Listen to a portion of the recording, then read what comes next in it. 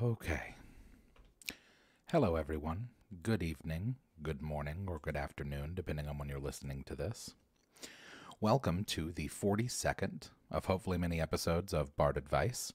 My name is Charles. Some people know me as Chaz or Yazik or the DM or the Bard, however you may know me. On this podcast, Bard Advice, we do our best to answer any questions, concerns, complaints, compliments that the D&D community or TTRPG or nerd community can get answered. At the top of the hour, we always like to remind everybody the email, which is bardadvice@gmail.com. It also looks like bardadvice. Send all of your queries there, please. If you have a question that you'd like answered or just, a cool tidbit or something that you'd like to share from D&D or your games, please send it over to bardadvice@gmail.com. If you would like to get merchandise, you can do so at manshorts.com. And if you would like to contribute to anything that I'm doing musically, notably my third album, Organized Lightning, you can do so directly via PayPal, Cash App, or Venmo, all of which are Yazik, Yahzick.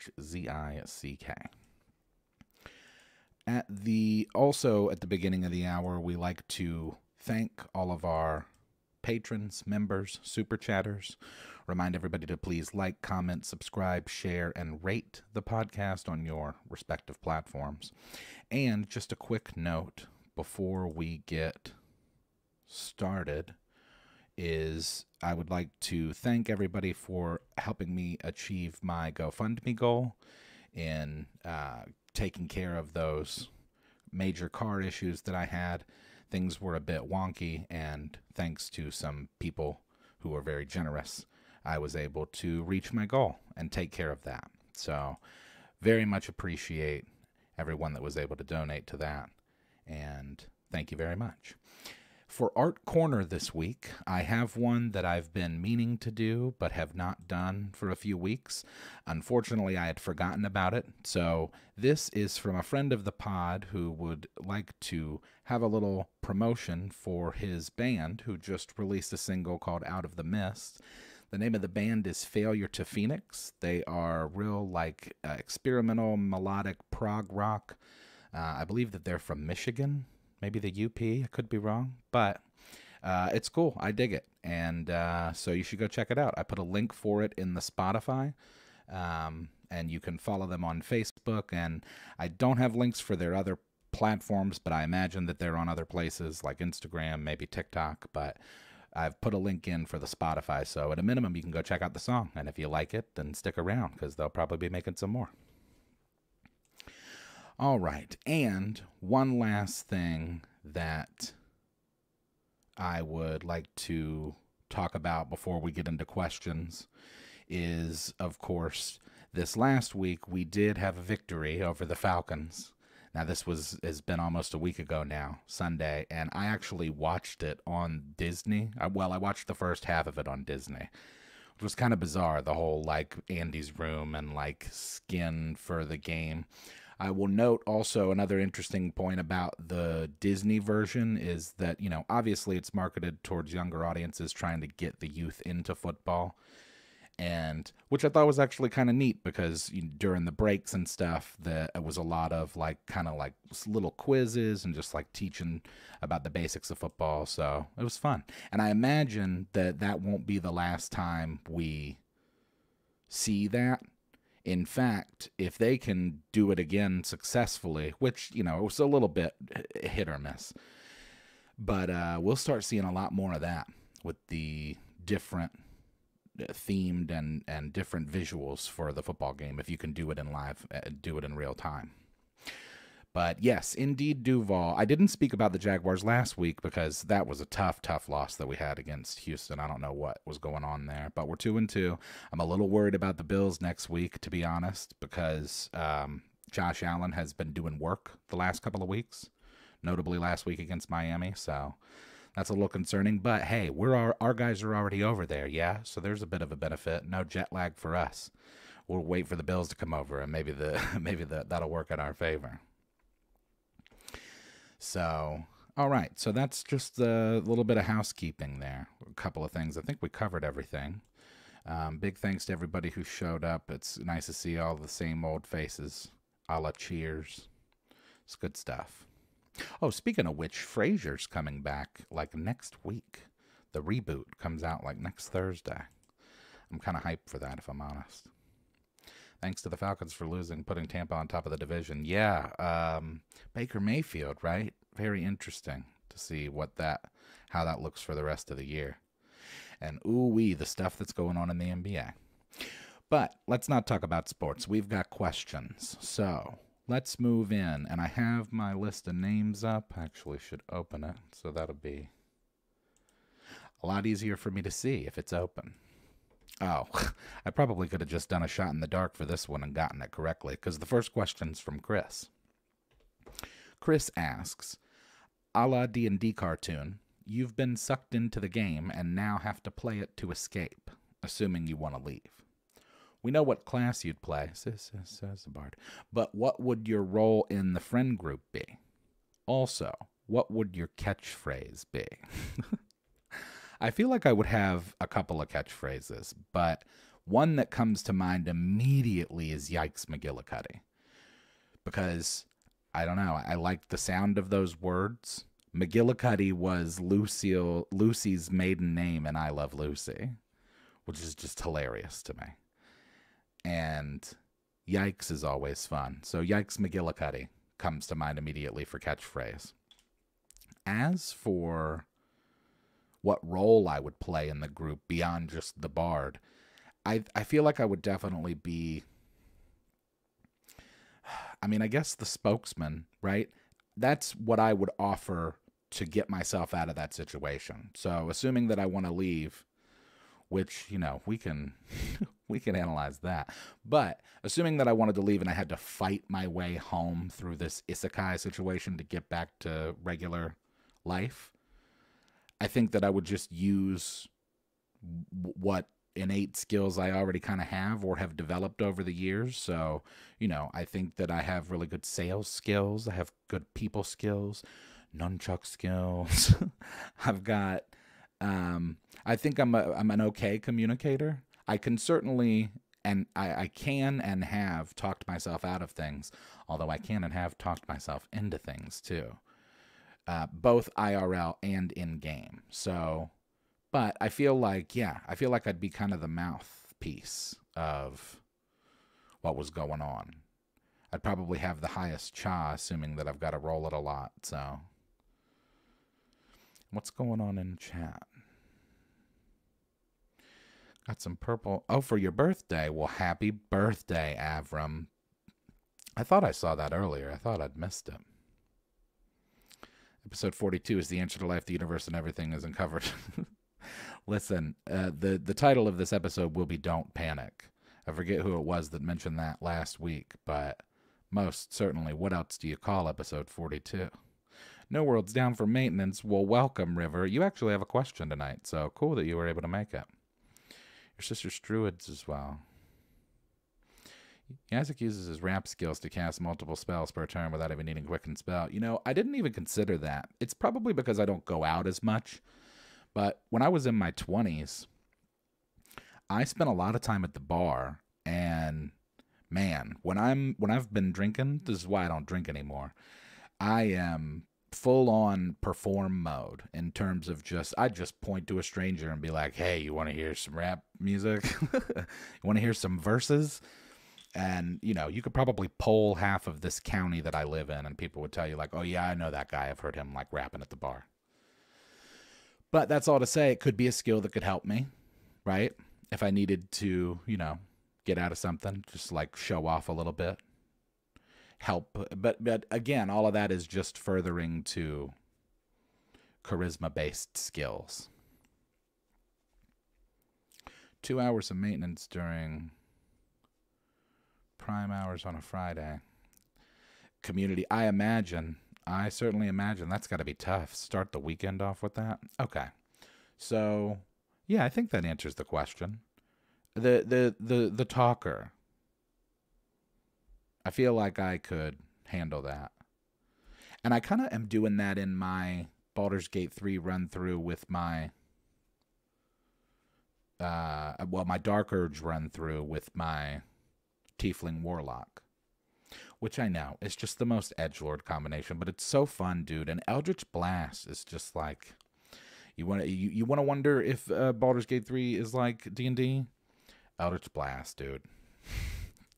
Thing is so crazy. Rapping should be an agility skill check. Yeah, maybe. Force Cage and Power Word Kill.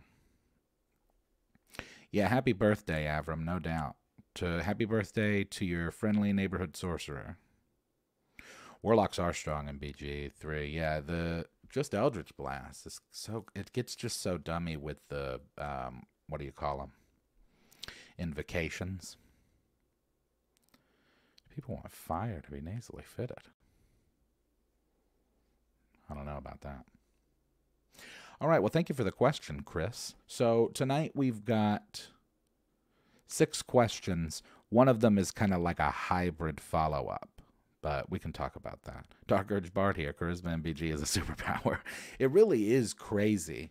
On that run, the amount of fights I've talked myself out of, or stuff that I've just done, like just intimidation, right? Which, it's interesting to wrap my head around the fact that intimidation is a charisma-based spell, because that was one of the table rules that both DMs I've had have allowed to use strength for intimidation.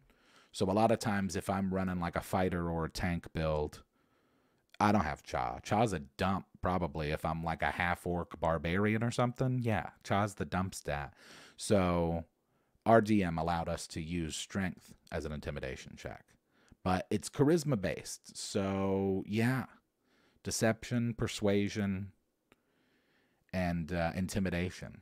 Those things are so crazy, just what you can do with those things in dialogue. And then, of course, the spells. I gotta say, I really love Cloud of Daggers. I think that's such a good spell in that game. Got lucky this week. First Friday in a few, you didn't have to help close, so you're here. Well, welcome, Cat Jazz. Yeah, I wondered, I hadn't seen you the last couple, but I'm glad you're here. And welcome, Kirk. You are not super late. No, we're just getting started. We've only done one question. We're going to get into the next one here in just a moment. So thank you for the question, Chris. Hope that gives you an answer. And we're moving on. This next question, according to the list of names, is from Daniel. And Daniel asks, I've been toying with the idea of a campaign where the PCs are so old that it completely changes their life priorities. What are they, Congress? The point is to force the GM and players to imagine what humanity would feel like with too much life experience. I was inspired by movies such as The Old Guard or Only Lovers Left Alive, which explore these themes quite completely. I guess the obvious route is to make vampires, right? But I feel like that brings things a bit too much into the supernatural and away from humanity. It also, in my opinion, encourages a darker tone that I don't necessarily want. Basically, I'd like the PCs to be as normal as possible, except that they just don't die. Any ideas on how to explore this in a fun way for all? My main challenge seems to be character progression. How does the experience of a few sessions measure up to an immortal character's centuries of living? Well, thank you for the question, Daniel. I am going to turn to chat for this first. I'm interested to hear what they have to say. I have some notes. I thought about this question because I am a big fan of vampires. And you'll have to forgive the pronunciation. It's just way more fun. But vampires, you see, they're way fun. And they don't always have to be dark per se.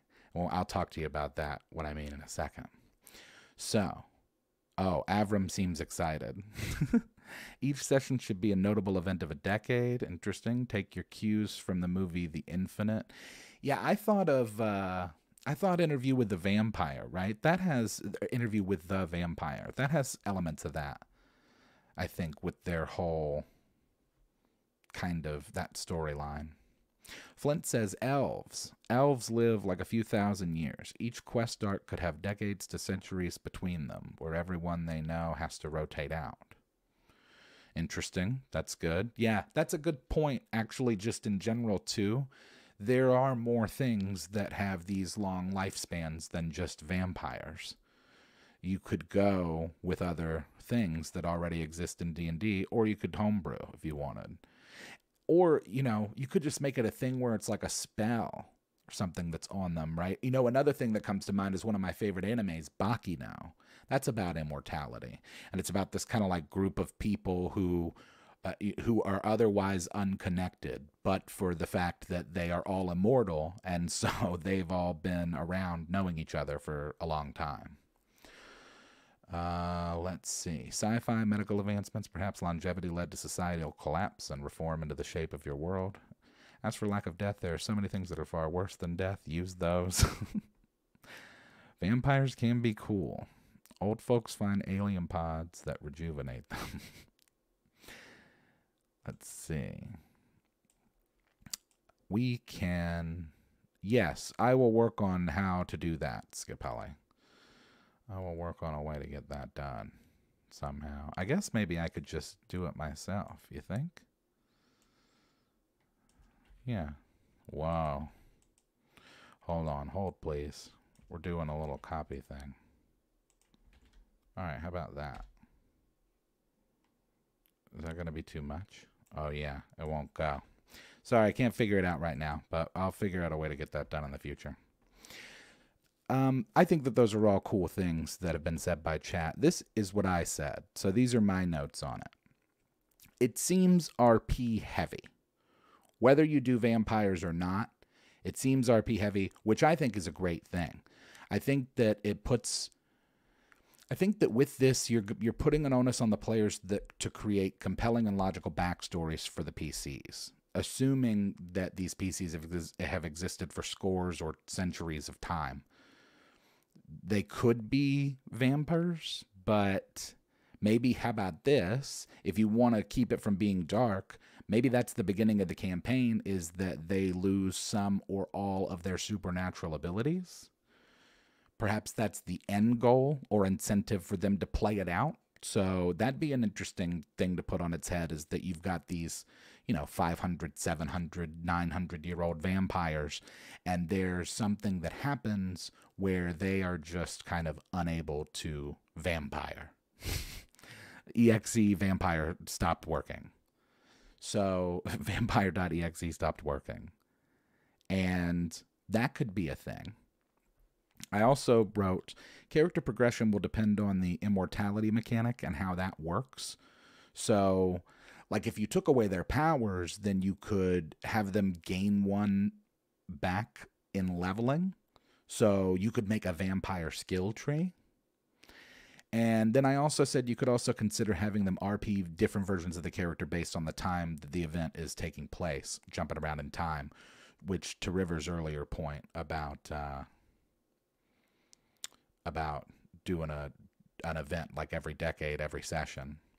Avram says, make the vampires and werewolves depend on the people, whether it be for food or for staying hidden.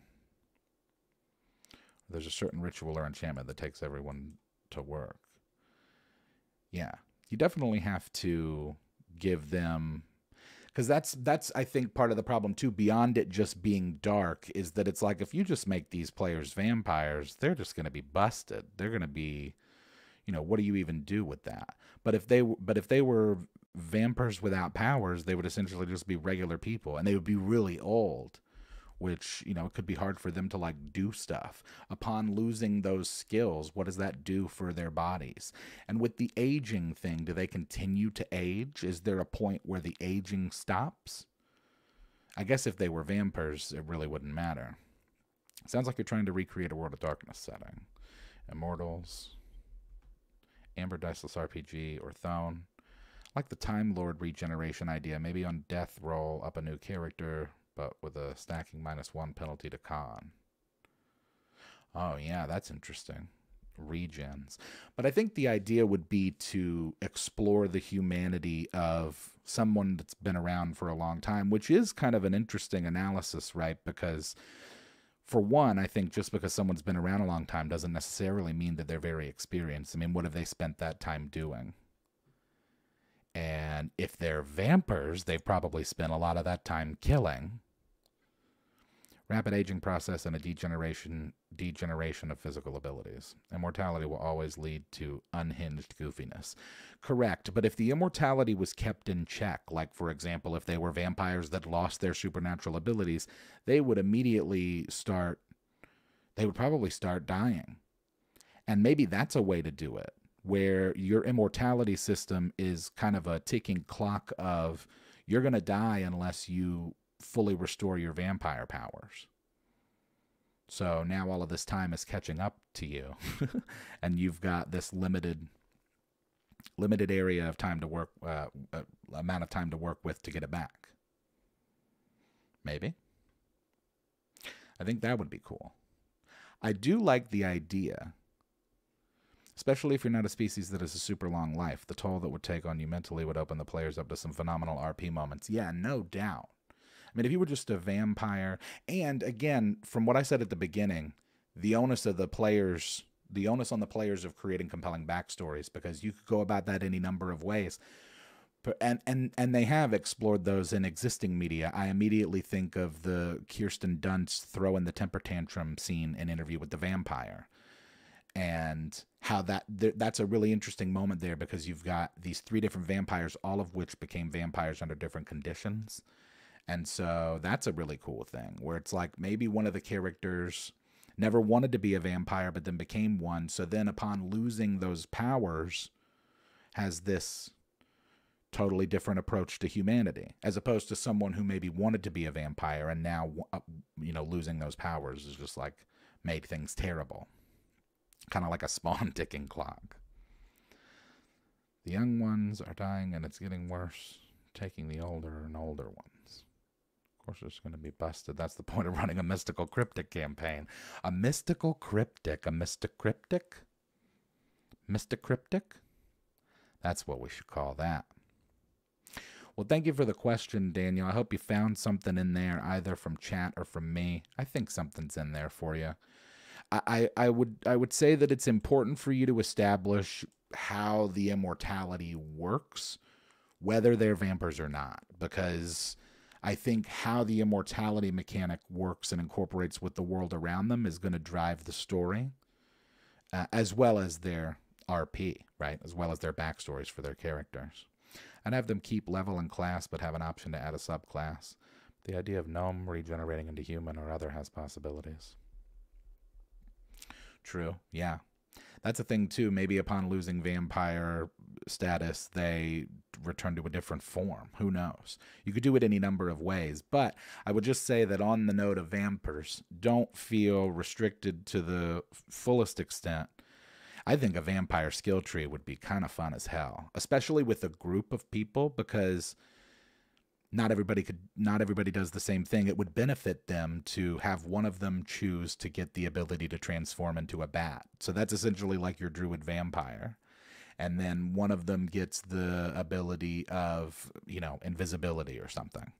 And so that also kind of keeps them from individually being too OP, because each of them are all kind of a component of the vampire. I don't know. Think it through. You'll want consequences for characters that can't die, so they don't become too bold and brazen without the fear of death. Most of the world has some kind of power of genetic adjustment, then immortality doesn't matter that much. True. Yeah, I don't know. It's interesting, though. A vampire campaign. That'd be fun. I've actually... No. I've done vampire stuff. I was thinking, like, I've actually never really done a vampire, but no, I've done vampire stuff. Well, thanks for the question, Daniel. Hope you get an answer out of there. We're going to keep on moving. This next question we have is from Amber. And Amber asks, I'm a longtime D&D player, as well as DM. However, I haven't run a game since 5e became the standard. I love 3.5, and I'm very familiar with it. Yeah, I know. I've been having the urge to run a game again, but I'm so unfamiliar with 5e, it feels daunting. Oh, if you only knew. I've considered running a one-shot, but I don't necessarily think that would be easier. Any advice for a DM shifting from 3.5 to 5? Thank you for the question, Amber. Once you This is gonna be the first thing I say. Once you understand and run through a session of 5e, you're gonna think back to the moment of calling it daunting. Because if you know 3-5 and you know it well, you are going to have no problem at all with 5e. In fact, I pretty much put 3 things for what my advice is to do, and we can break down the different things and what's included in them. But I said read, build, and ask for help. So the first thing that I would do, and I would tell this to anybody that's interested in getting into the game, is I would get the core rule book and read it. Just kind of go through it like you would a regular D&D book. What 5e has done, in my opinion, I've said it many times before, and I'll continue to say it because I still believe it, is they streamlined all of the best parts of 3-5. So you as a 3-5 player and DM know very well what you can do in terms of prestige classes and multi-classing, and there's such a wealth of books in terms of all of the different combinations of things that you can do. 5e kind of just streamlined that into everything. So take, for example, an Eldritch Knight. That's just like a path that you take as a fighter now. There's nothing really, like an assassin. All of the base classes now have subclasses built into them. So that's one big change. And then also advantage and disadvantage, which is a little different than before. I think in 3.5, most everything was pretty much flat bonuses. Now they have this thing called advantage and disadvantage, where you essentially, if you have advantage, you roll 2d20s and take the higher roll. If you have disadvantage, you roll 2d20s and take the lesser. I don't know how I feel about it. I kind of like the flat bonuses. Maybe more of an RP preference, maybe more of like a 3-5 preference. But so just read the stuff and then build stuff. So build a character so that you can kind of like see at least like what they're doing and what's going on. But I think that it's so much easier that you won't have a problem at all. It's really just a matter of understanding what differences they've made. I know that flanking is different. There's way less skills. There's probably half the skills. Well, maybe not half. Well, I don't know, maybe. I'd have to count. They compartmentalized a lot of skills. So like athletics covers jump. What else does athletics cover? Oh, I guess acrobatics covers balance. Let's see what chat's saying. To be honest, you may want to stick to 3.5 Pathfinder. 5e may be too simple unless you're looking to get rid of the 90% of the crunch in your game. Yeah, that's true. It's pretty easy. You've come to like the advantage, disadvantage versus the heavy number of crunch. Yeah. I don't know. I'm sure there's pros and cons. Especially if you've already invested a decent chunk of change into 3.5. Don't give them money for 5e. Just lift what changes you want and keep playing how you play. Yeah, that's actually a good question, too, that I hadn't even thought of. Like, why don't you just play 3.5? What's the problem there? Do other people not know? Is that what's going on? Do you have like a group of people who are willing to play, but they don't know 3.5? Because I got to tell you, 3.5 is way more daunting than 5e. 5e is probably easier for you to learn. Is that what's going on here? Is this the predicament? You've got people that want to play, but they only know 5. They want you to DM, and you're willing to do it because you're a DM, but you don't know 5. I don't know. You could probably learn it in a weekend, honestly. If you just read through the PHP and the DMG. You don't even need the DMG, honestly. Just read the PHP. I mean, the things that they changed, they just made easier. And some stuff, be prepared for, you're going to see and be like, well, this is dumb. But they streamlined the process of everything. From the classes to the action economy, everything is a lot more straightforward and simple. So at this point, you're just learning the nuances and the difference. And then also ask for help. Don't be afraid to talk to the community, including chat. here if you're ever able to make a live show, or if you just want to leave a comment on the video. I'm sure the community would be happy to answer any questions that you have. But I've got one group of older players who are still in 3.5 and such, then another group that started in 5e. Both work. Yeah. That's the best part about 5e, though. If you think something is dumb, it's easy to change it. True. Yeah, and I will say that that 5e does lend itself a little bit better to homebrew, just because of things like advantage, disadvantage instead of flat bonuses, because then, you want to get into argument with people about, like, crunchy numbers. Whereas advantage and disadvantage, I think, is a little bit more clear-cut with what the advantage or disadvantage is. They made it simpler to get more people interested into playing because of how quote-unquote difficult 3.5 is to pick up and learn for new players. Yeah, I don't know, man. I feel like I picked up 3.5 relatively quickly. I mean, maybe I'm just remembering it wrong and I spent a lot of time reading and agonizing over rules, but it's just, I don't know that it's that difficult. It's just different. And there's more of a responsibility on, you have to read a lot more. Maybe that's what it comes down to. You have to read a lot more in 3.5. 5e would be totally fine.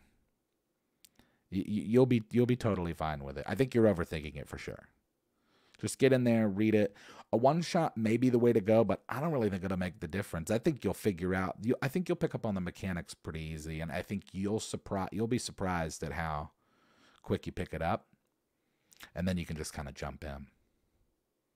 And then, as worst case, you just pivot and start a 3.5 game with people who want to play 3.5. But yeah, you had mentioned in your email that you were like, well, I know what the answer is going to be. Just do it. And it's like, yeah, kind of. I mean, it's obviously not that simple because you still have to, figure it out. But I think you can answer a lot of your own questions with reading. And then also, like, another good resource too would just be like online. There's probably somebody that's made like a video, one of those, like one of the popular D&D people has probably made a video that's like, how to convert 3.5 to 5e, stuff like that. I'm sure you can go and find that stuff as well. Don't let the intrusive thoughts win. Yeah, don't listen to your mind bully. That guy's not good. Needs to be a feat that halves disadvantage rolls like the evasion feat for reflex saves. Halves disadvantage rolls. I got the 3.0 books the day they came out back in 2000. Also did next playtest a year and a half before 5e came out. Now doing one playtest before 2024 update. What do you think, Bean? Do you think 1 is an even further streamlined version of 5e? Or is it going to be a completely different thing? Matt Mercer has the GM Tips series. Oh, yeah, that figures. Critical Role people. Kobold Fight Club for planning encounters. So, yeah, there's resources out there to check out. But, yeah, I mean, to your own point, you do just got to kind of get in there and do it. But it doesn't have to be a scary thing. And if it's a thing where you're worried about how your friends might judge you, you could always just, like, go up to an FLGS or, like, maybe find a game online, like on Roll20 or something, where people are just doing kind of like a one-shot where you can just... You don't even have to play, really. You just maybe sit in. I'm sure people wouldn't mind if you just wanted to sit in and see what was going on. See if you can pick up on it. I'd go with 5e now just because it's easier to find it. And you get right down to it. The people you play with are more important than the rules. True. Yeah, if it's a situation where it's dependent upon the group, then just figure it out. You're overthinking it. You'll be fine. If it's a situation where you think that people wouldn't be interested in playing 3.5, I don't think that's an issue. I'm sure you could find people that would be willing to play. Okay. So thank you for the question, Amber. Let's keep moving. Oh, look at this. According to the to the data stream that says that there's 42 concurrent viewers, which is cool because we're on episode 42. Welcome, everybody. Glad you're here. Let's keep cranking through these questions. We got 3 more, and one of those questions is a bit of a follow-up, and then we'll do some chat. So, the next question is from River. River asks, as a DM, there are a lot of hidden things in my games that my players miss. What are some of your favorite things that you've come up with that your players never experience? Oh, would I have the fingers to count? Honestly, that's not necessarily true. So, first of all, thank you for the question. There's not a whole lot of things that have kind of gone, stones that have gone unturned and stuff that I've done. I will say that I did have Nightmare City kind of set up and ready to go, and that never really got triggered. But because it wasn't technically required for what was going on, we just kind of moved forward. I think that we were kind of, I think that campaign had gone on for quite a while. So, yeah, I guess there's probably lots of things, but Nightmare City is the first thing that comes to mind. And I think I've talked about Nightmare City on here before as well. But if you don't know, that was an idea for something I still have not gotten to do, which is Nightmare City. It's this small city of wizards. And when you go to the city, in the center of town, there's a large platform that is filled with wooden chairs that have arm and leg shackles on them. So it's kind of like a haunted house type thing, but in a different format. Essentially, what people do is they go to Nightmare City, they pay an admission fee to be to be forcibly restrained in these chairs while wizards cast Weird. So, which if you're not familiar with the spell Weird, it essentially conjures your greatest fears for you to see. So it would be different for everybody. It's just kind of like a thrill-seeking event type thing. And when doing that, you've got people who there are wizards, the Cliffbrows, Agatha and Elazor Cliffbrow, who are the wizards that live in a tower up at the top of the city. And there's like a whole kind of thing going on there, but they just never got to it. They just never, and because again, it wasn't like a thing that was very important to the overarching plot. When they didn't trigger it, it's like, well, I don't want to railroad it. It seems like everybody's kind of ready to go do the BBEG thing, which in that campaign, the BBEGs were multiple and other versions or other characters rather that those players were playing. So it was some meta. A lot of the stuff we do is meta. Take me down to Nightmare City where magic's strong, the dreams are shitty. Yeah. Well, I mean, hey, people like to get scared, right? That's kind of the thing. I don't know what kind of stuff. Bridger says I tend to hide secrets behind secrets behind secrets, so sometimes things get missed. That's how I feel about my rap lyrics. I feel like I put these bars in that is just like, man, is anybody even ever going to know? Is anybody ever even going to catch that bar? Sometimes I get messages from people that are like, yo, I just caught this bar. And I'm like, yeah. Players always miss items or they find an item and don't realize its significance or abilities. Oh, I'm totally that guy too. I'll just like pick something up and be like, I do it in Baldur's Gate all the time.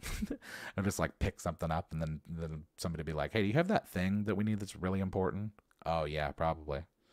It's got like a big sign on it that says important. Yeah, I've got that thing. I set up a campaign in which my players had a choice as to travel by land or sea, and they chose the sea, which they missed out on lots of XP encounters. Yes, indeed. Remember to hit like. Thank you very much. I have a loot table I keep updated as the items are found, and there are 3 that have been on it for years. Whoa, that's crazy. Well, that's not necessarily their fault per se if it's a loot table, because there's some probability to that, right? Do you roll for that? I say that all the time. Use magic device as a skill in 5e. I miss disable device. How about that? When did it just become like a general dexterity skill? I wrote a rap about this. That's what Skill Monkey's about. At what point did it just become like a dexterity-based ability to disable a bomb or a trap or a... You know what I mean? Like, doesn't that take skill? Like, just because you have, like, dexterous hands doesn't mean that you have any knowledge on how to disable a trap or some kind of device. I feel like that should be something that's more specialized.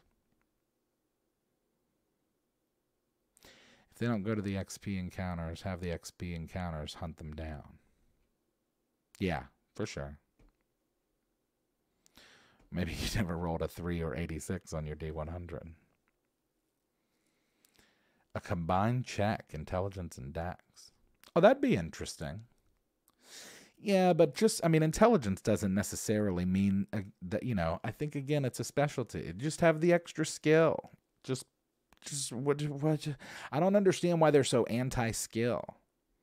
Or rather, I guess streamlined, but come on, man. I think it'd be cool to have a difference between, between your balance and your jump. There's more specialization that way. I had one party who were in the mountains looking for a place to rest. Cave after cave they passed, they found too scary. Finally, they chose one that seemed okay. Secret. They were all the same cave. Oh, man. That's such a D&D statement. Like, they were all the same cave. Find remove traps from AD&D had dex mods. Yeah. Well, so was Disabled Device. That was a dex skill check. Players have so far missed my DMPC has returned to the party as a vampire. I keep leaving clues to no avail. Whoa, dude. How do they not pick up on that? Vampires are, not inconspicuous. Yeah. You can have the hands of a surgeon, but without the knowledge doesn't mean you know how to be one. Most definitely. Yeah, that's the thing I've always thought was weird about the combining the skill checks. Same thing goes with, athletics. Or acrobatics, right? Sure, most athletic people would be, somebody that was good at jumping would probably be good at balance, but not necessarily. Somebody could be an awesome jumper and have not good balance, or vice versa. As opposed to just throwing it all into one thing where it's just oh yeah, you're good at all that stuff. It's all right. It's wisdom and charisma check to recognize it and talk someone else into it. Oh, man. Okay. So we've got 2 more questions, one of which is a partial follow-up, and then we'll do some chat. Oh, man. Excuse me.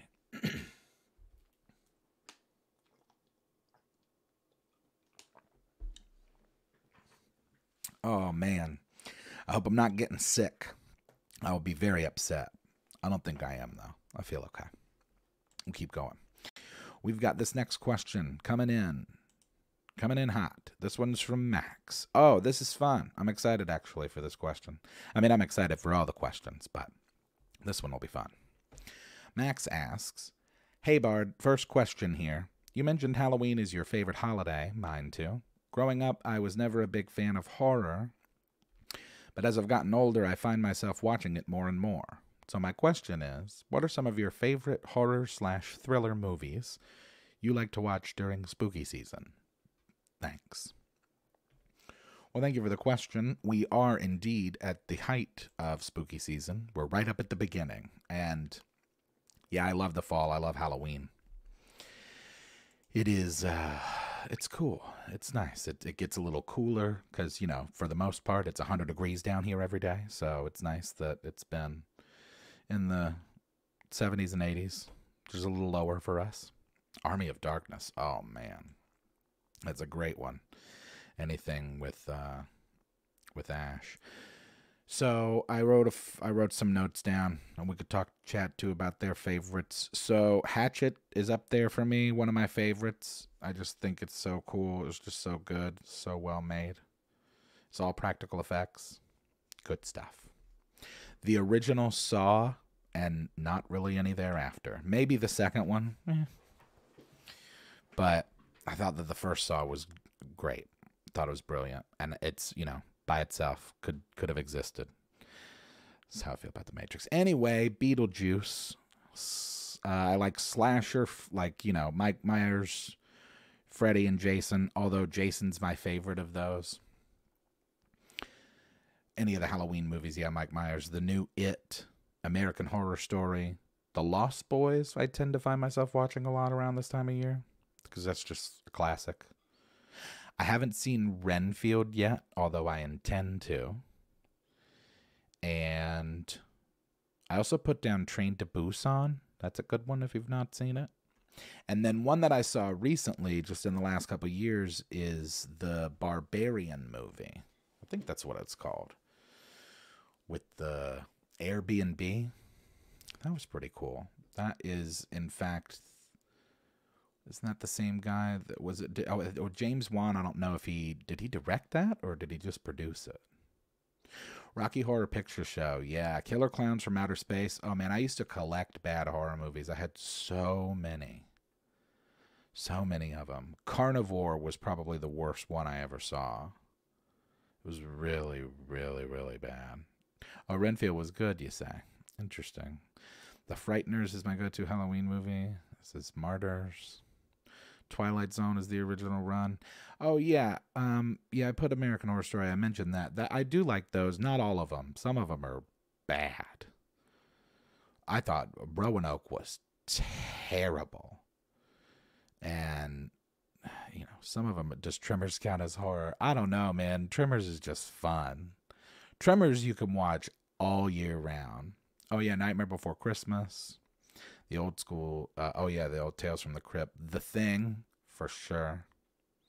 The new Thanksgiving horror movie coming out. I didn't know there was a new Thanksgiving horror movie. The only Thanksgiving horror movie I know is Thanksgiving. And that thing is a nightmare. Oh my God, Event Horizon. Jeez, that movie is so spooky. Oh, and I found out that movie that traumatized me as a child it was a scene that I had in my memory for most of my life, and I didn't know what it was until I was like in my early 30s when I was explaining it to someone, and he was like, "Oh, you saw that's Fire in the Sky." Fire in the Sky is pretty terrifying. Maximum Overdrive, also just fun. Yeah, any of the Stephen King stuff is usually fun. But Beetlejuice is always like a classic that you can watch a bunch of times. Yeah, same with Nightmare Before Christmas. Critters, Ghoulies, Tremors. True. I guess Gremlins is Christmas. Zombie dog cartoon. Yeah. Yeah, Killer Clowns from Outer Space. Wow. I'd totally forgotten about that. That's such a fun one. And speaking of bad movies from outer space, Plan 9. Yeah, you know what I'm talking about, Fire in the Sky. That's the scene I'm talking about. So bananas. Children of the Corn, Hellraiser. Oh, I do like the Hellraisers. My wife and I watched the original one within the last couple years, and it holds up. I like the first one. A lot of times with those, classic tale horrors that there's 15 of, the first installment of them is usually good. Although, if we're talking about Friday the 13th, none are better than Friday the 13th Part 8, Jason Takes Manhattan. It's the most just absolute insane one. Godzilla -1. Troll 2, not a good one. Troll 2's in the conversation for worst films ever made. It's up there with like Plan 9 and The Room. Although, is The Room even bad? Like when you consider its cultural relevance? I mean, I know objectively it's bad, right? But when you consider its relevance in media, I don't know if it's on the same kind of... I don't know if it's in the same conversation as Troll 2. Oh, don't do that, Cat Jazz. That's why you got bored with too many sequels. Yeah, and it's hard, I think, to do, with horror stuff. It's like, some of the stuff is just brilliant, like the Blair Witch Project or like the Paranormal Activity. Those, you talk about like box office successes. Oh, yeah, dude, the original Alien for sure. Like Alien and Predator. Oh, dude, the original Alien is so good still. You can go watch that tonight, and it's good. And Aliens, too. 1438. No, it's not 14. It's 1408. I know that because I used to live in an apartment that's number was 1408. They Live with Roddy Piper. Yeah, that's fun. They Live is a fun one. The original Poltergeist. Yeah, that too. And the original Exorcist while we're at it. I think that still holds up pretty well. 13 Ghosts. Is that the one with... no, that's The Cell. That's a different thing. 13 Ghosts. Yeah, I've forgotten that one. That is a good one. House of a Thousand Corpses. Yeah. Rob Zombie stuff's cool too. I like some Rob Zombie stuff.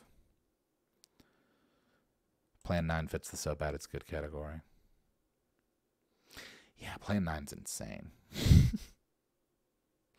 I mean, Bela Lugosi just died during the production, and they're like, you know what? Let's do. We'll just have a guy walk around and cover his face. It won't matter. And I guess, to be honest, with the backdrop of the rest of what's going on in that movie, it didn't. But you know, The Ninth Gate, isn't that Johnny Depp? And The Cube. Yeah, The Cell is insane. All right. Well, I think you got some stuff in there that you might want to check out if you haven't already. Some good things. THX 1138. Yeah. Definitely dystopian. Okay. We have got one last question, and it is a follow-up that kind of molds into a question. And it's from Chris, because, you know, let's be honest. That's like...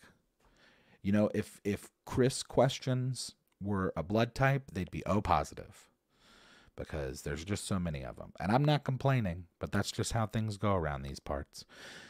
Chris asks, in reference to my friends being on the fence about playing, you suggested I take them to see the D&D movie. Here's my follow-up. My friends and I, along with my wife, went to see the D&D movie as you suggested. We love the movie, but my wife said it wasn't her cup of tea. Later on, as I was gearing up to DM a one-shot, my wife was interested and asked to join.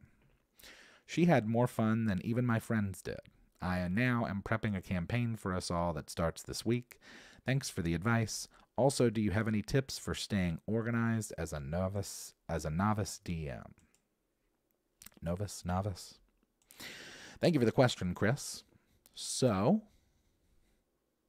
that's exciting. I'm glad to hear that your wife enjoyed playing. That's really fun for you. And interesting that she would say that the movie was not her cup of tea, but would really enjoy the game. Although they are quite different. And she, you know, maybe she just didn't like any of the characters that much and thought she could make a cooler one. But that's great. I'm glad to hear that that things are going well in terms of, you know, getting a group started. Interesting. That must have been a real turnaround for you when you left and she was probably like, not really. And then went and played and enjoyed it. So that's really cool. I would say for a first time DM, notes, and I'm already seeing some stuff in the chat. My DM notes are a chaotic mess. Try not to overwrite details and back yourself into a corner.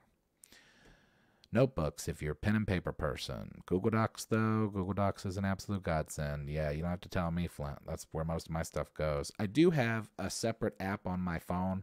I think it's called Keep. And it's just kind of a little notepad thing. I use that all the time for my daily life, like, you know, grocery list or if I got to remember to do something.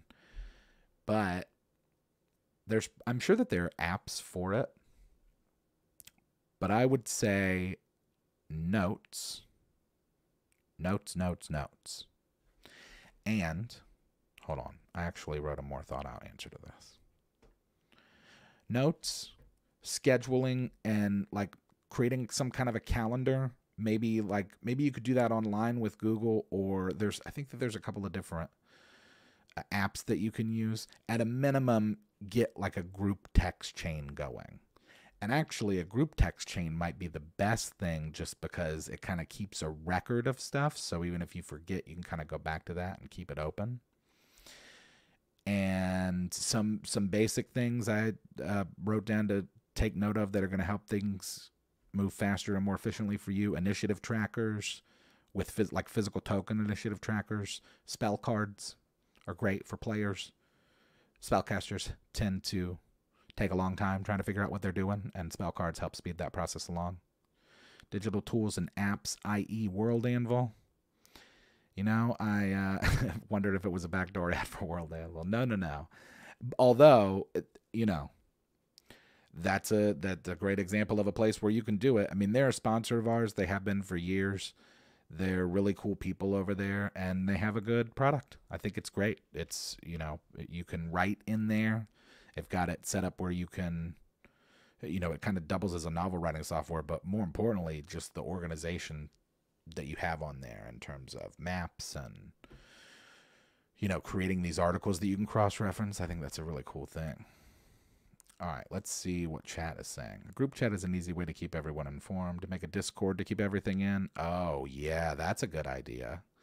A Discord is actually great because with a Discord, you can have multiple channels of things. So you can say, like, you know, character questions, you know.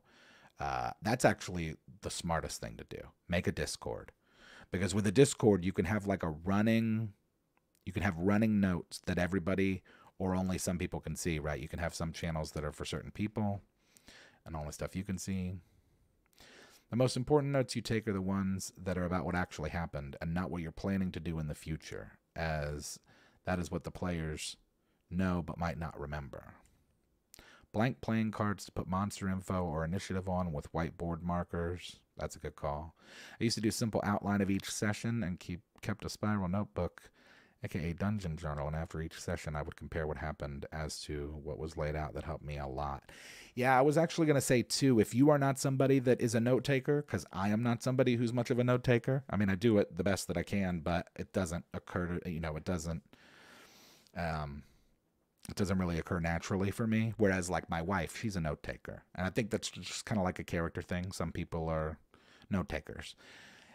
If you are not one, you probably have one in your party. Maybe your wife is a note taker. Maybe she can be in charge of just kind of keeping a general track of what's going on, because that kind of stuff is incredibly helpful for, you know, moving forward. Like, and that is a really good point Scapelli made about like not obsessing about where you're going, making sure you know where you've gone.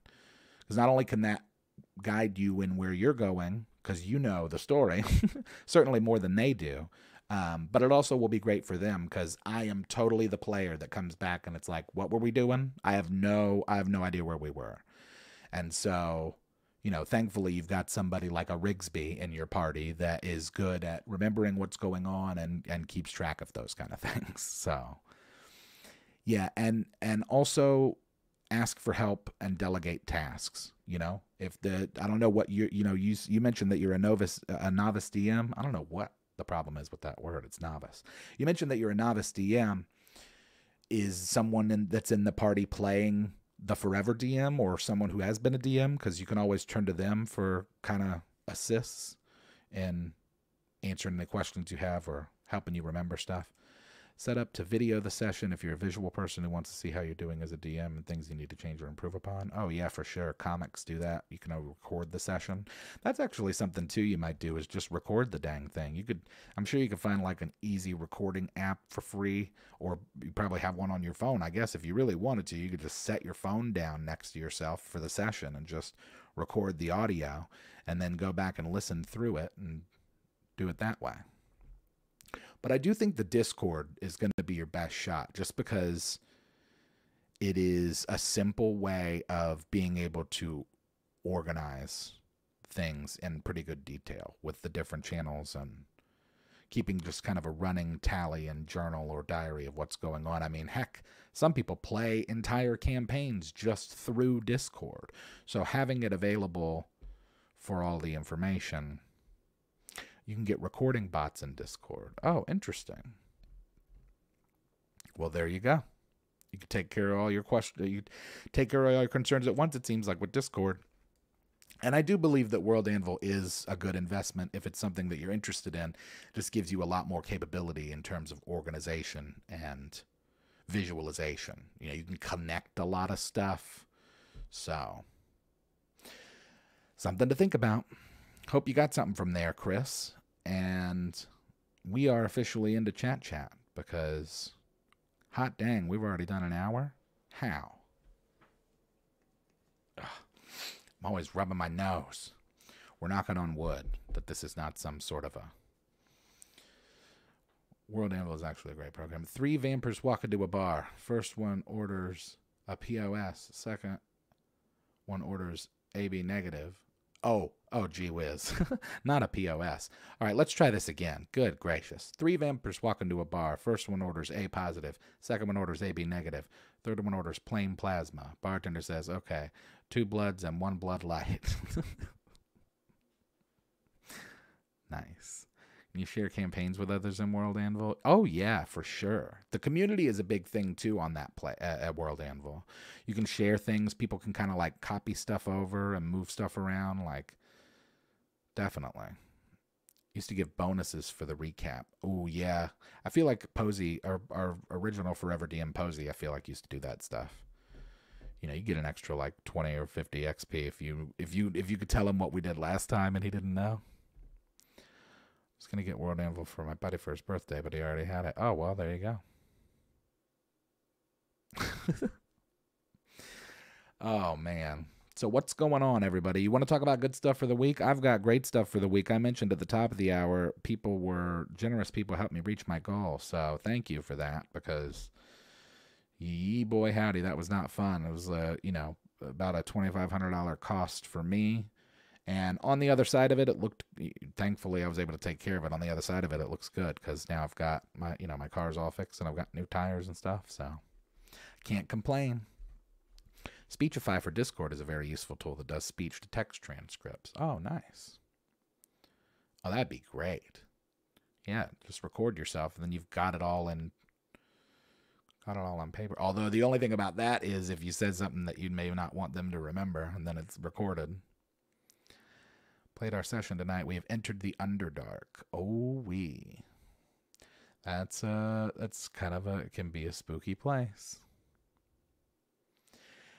Are people playing Baldur's Gate 3?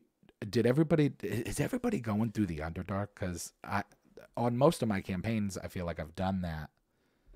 But on my Dark Urge campaign, I just went up through the mountain pass. So... the game is afoot. Snuff meets Grey Maw Cat and knows of her master Crazy Jill. Oh man, this is the Night in Lonesome October stuff. Gotta do everything. Thanksgiving weekend here. Oh, that's right. Thanksgiving in Canada is like the first week of October, right? Interesting. Well, happy Thanksgiving, I guess. Jeez. Our BG3 campaign is a total murder hobo campaign. I imagine most people's Baldur's Gate 3 runs are complete murder hobo runs. My Dark Urge one certainly is. It's just kind of like, I just kind of skip through stuff. I was talking to my wife about that too. Like, at least in the Dark Urge one, I don't know. I read quickly, and then I also feel like so much stuff seems long-winded, right? Like, I feel like I already know what's going on for the most part. When somebody's saying something to me in that game, it's like, okay. But then it's like 6 more frames of just kind of like the same. I wish you could just like skip all. And also, it feels like it takes forever for some of these NPCs to take their turns. Is that crazy? Do you remember to use Mann Shorts code for the discount? Yeah, most definitely. Because, we have one. BD3 has a tendency to repeat dialogue on points 2 or 3 times. Yeah, I get why they do it, right? Like, it's good. It's well written. Like, the lore is fun. I've really enjoyed playing through the stories and stuff, but sometimes it's just like, okay, dude, I get it. I understand what we need to do here. Let's keep it moving. Pumpkin pie butter tarts. Oh, that sounds so good. My mom makes a mean pumpkin bread. I'm hoping for some of that this year. Do you see the article about the guy that did a BG3 playthrough that decided to move all the bodies of people his character killed to one particular house? Whoa. No, but that sounds like an insane person. The absolute... Well, I guess it wouldn't take that much time, right? First of all, can't you just send everything to camp? So theoretically, you could just keep sending bodies to your camp. Yeah, I appreciate that, Pirate. Thanks, man. Meeting Orin is the church with Scramblers. Yeah. We have banked so much that our camp looks like a flea market. Yeah, ours, yeah, kind of ours too. We just picked up some new people today too. I've been having a lot of fun with it. I highly recommend that game. Okay, well, we're here at the end. We're gearing down here, and I've got some editing and stuff to do. I've got a mow tomorrow. So we're gonna sign off here. Before we do, let's just remind everybody again of the email to please send your questions, concerns, complaints, criticisms, critiques, etc. to bardadvice@gmail.com. It also looks like bardadvice. If you want to get some merchandise, you can do so at manshorts.com. I don't have a specific release date, but dice are coming soon, so keep your eyes peeled for that. And if you'd like to contribute to anything that I'm doing musically, notably my third album, Organized Lightning, you can do so directly via PayPal, Cash App, or Venmo, all of which are Yazik, Yahzick. I will be back here next week, same Bard time, same Bard channel, 10 p.m. Eastern Standard on the Man Shorts YouTube channel. The audio for this podcast will be available tomorrow at 12 p.m. noon Eastern Standard Time. I hope that everybody out there has a fantastic week. A reminder to everybody to don't panic, as reminded in as told to us in Hitchhiker's Guide to the Galaxy. Hope everybody has a fantastic week and weekend, and we will see you next time.